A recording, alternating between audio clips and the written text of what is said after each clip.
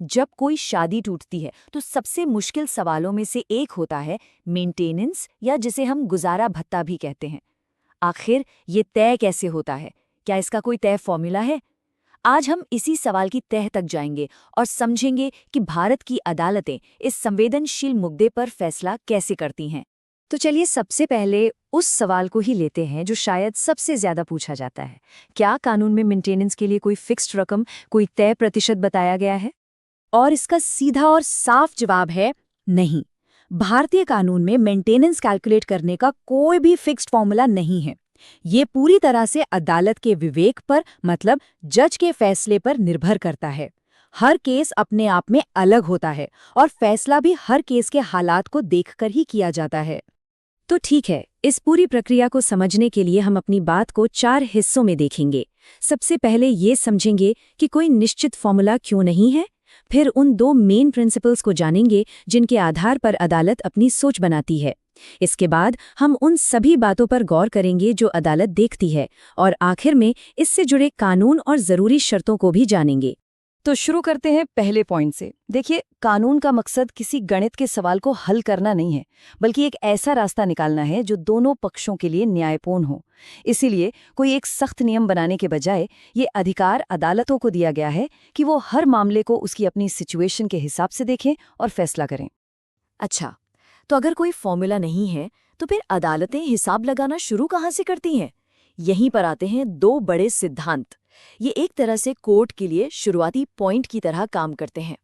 पहला सिद्धांत है इनकम का 25%। हाँ, सुप्रीम कोर्ट ने रजनीश बनाम नेहा जैसे अपने कई बड़े फैसलों में ये कहा है कि पति की नेट इनकम, मतलब सारे टैक्स और दूसरी कटौतियों के बाद जो सैलरी हाथ में आती है, उसका 25% एक सही बेंचमार्क हो सकता है।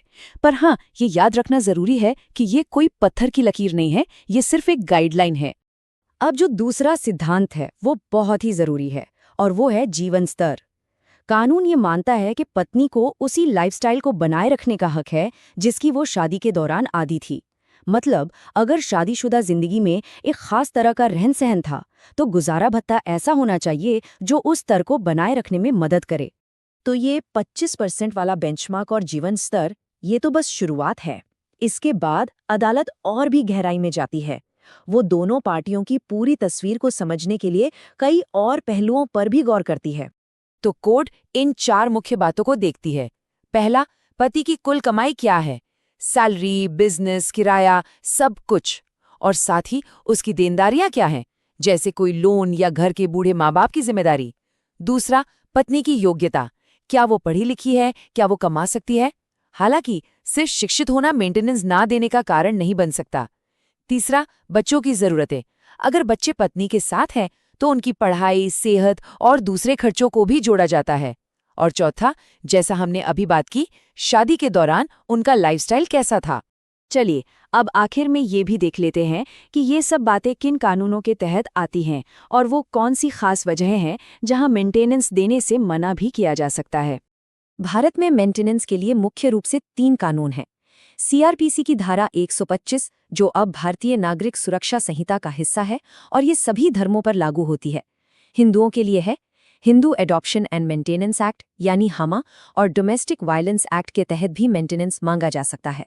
लेकिन 2 ऐसी मुख्य स्थितियां हैं जहां अदालत मेंटेनेंस की रकम कम कर सकती है या फिर पूरी तरह से खारिज भी कर सकती है। पहला, अगर पत्नी खुद अच्छा खासा कमा रही है और आर्थिक रूप से आत्मनिर्भर है। और दूसरा, अगर ये साबित हो जाए कि पत्नी अडल्ट्री में रह रही है, जिसे कानूनी भाषा में व्यभिचार कहते हैं।